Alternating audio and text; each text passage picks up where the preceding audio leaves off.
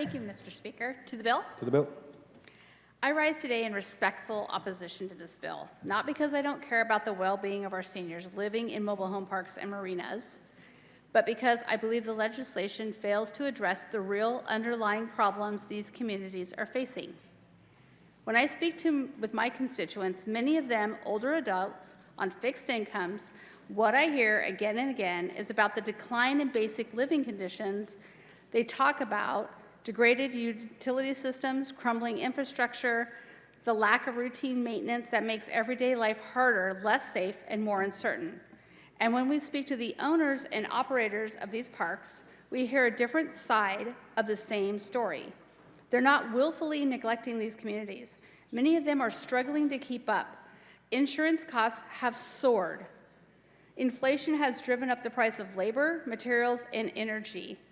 The economic reality is this: they want to maintain these properties, but they are increasingly unable to do so under the weight of the rising costs.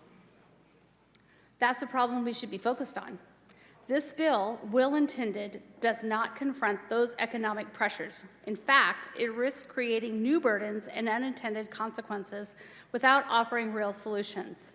We cannot legislate our way to safer, more livable communities by ignoring the financial constraints that both residents and park operators are facing.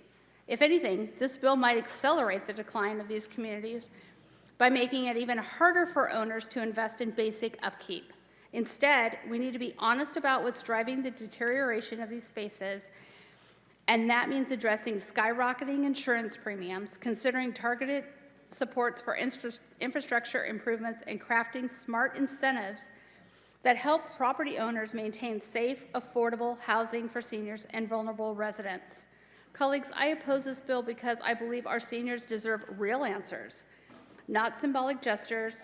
Let's go back to the drawing board and work together on policy that meets the moment with clarity, compassion, and a firm grip on economic reality.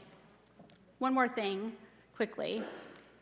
That $70,000 driveway next year will be double.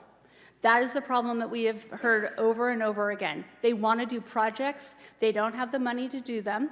They go and they wait, and the next year is literally double to do those same projects. That's the problem we have. Thank you.